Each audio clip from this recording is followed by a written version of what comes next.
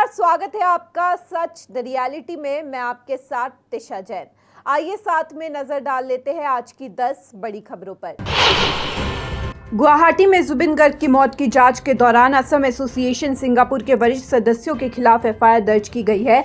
इस कदम से मामले की कानूनी जांच और तेज हो गई है। माना जा रहा है कि एसोसिएशन के सदस्य जांच में महत्वपूर्ण भूमिका निभा सकते हैं। काजीरंगा नेशनल पार्क और टाइगर रिजर्व की हथनी कुआरी ने एक स्वस्थ महिला बछड़े को जन्म दिया है। असम के मुख्यमंत्री हिमंत बिस्वा शर्मा ने इस खुशी की खबर सोशल मीडिया पर साझा करते हुए बताया कि नवजात बछड़े का नाम प्यार से मायाबिनी रखा गया है। सोनम वांगचुक की गिरफ्तारी के बाद उनकी पत्नी गीतांजलि आंगमो ने 2 अक्टूबर को सुप्रीम कोर्ट में याचिका दायर की थी। इस याचिका में उन्होंने अपने पति की रिहाई की मांग की है। कोर्ट इस याचिका पर 6 अक्टूबर को सुनवाई करेगा। गिरफ्तारी के बाद सोनम वांगचुक जोधपुर की जेल में बंद है। नेपाल में लगातार भारी बारिश के कारण भूस्खलन और बाढ़ ने कहर मचाया है। इस प्राकृतिक आपदा में अब तक 40 लोग अपनी जान गंवा चुके हैं। कई इलाके प्रभावित हुए हैं और बचाव दल ने राहत कार्य शुरू कर दिया है। प्रभावित क्षेत्रों में प्रशासन ने सतर्कता बढ़ा दी है और लोगों को सुरक्षित स्थानों पर जाने की सलाह दी है। आम आदमी पार्टी ने गोवा को लेकर बड़ा फैसला लिया है। पार्टी ने साफ कहा है कि वो गोवा में कांग्रेस के साथ कोई गठबंधन नहीं करेगी। आप के राष्ट्रीय संयोजक अरविंद केजरीवाल ने प्रेस कॉन्फ्रेंस में कहा कि कांग्रेस राज्य की जनता को धोखा देती है। उन्होंने आरोप लगाया कि कांग्रेस बीजेपी को अपने विधायकों की थोक में आपूर्ति करती है। केंद्र सरकार ने सभी राज्यों और केंद्र शासित प्रदेशों को निर्देश दिया है कि 2 साल से छोटे बच्चों को खांसी और सर्दी की दवाइयां न दी जाए। ये परामर्श स्वास्थ्य सेवा महानिदेशालय ने जारी किया है। ये चेतावनी मध्य प्रदेश में दूषित कफ सिरप के कारण बच्चों की मौतों की खबरों के बीच आई है।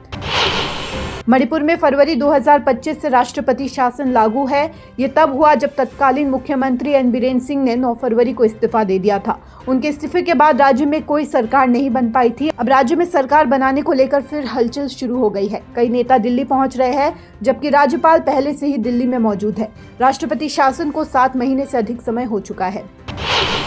दार्जिलिंग के मिरिक इलाके में लगातार बारिश के कारण दुधिया आयरन ब्रिज ढह गया। इस हादसे में अब तक 9 लोगों की मौत हो चुकी है। ये पुल मिरिक और आसपास के क्षेत्रों को सिलीगुड़ी कुर्सियांग से जोड़ता था। भारी बारिश से पूरे इलाके में अफरा तफरी मच गई है। स्थानीय प्रशासन ने राहत और बचाव कार्य शुरू कर दिया है। हालांकि भूस्खलन और बाढ़ के खतरे से रेस्क्यू में मुश्किलें आ रही है। प्रधानमंत्री मोदी ने हादसे पर दुख व्यक्त किया है।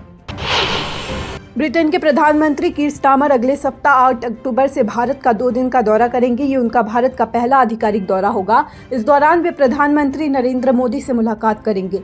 दोनों नेता विजन 2035 के तहत भारत ब्रिटेन की साझेदारी की प्रगति की समीक्षा करेंगे। विजन 2035 में व्यापार, निवेश, तकनीक, रक्षा, जलवायु, ऊर्जा, स्वास्थ्य, शिक्षा और लोगों के आपसी संबंधों को मजबूत करने का 10 साल का रोड मैप शामिल है। इसके अलावा मोदी और स्टारमर मुंबई में होने वाले ग्लोबल फिनटेक फेस्ट के 6ठे संस्करण में भी शामिल होंगे।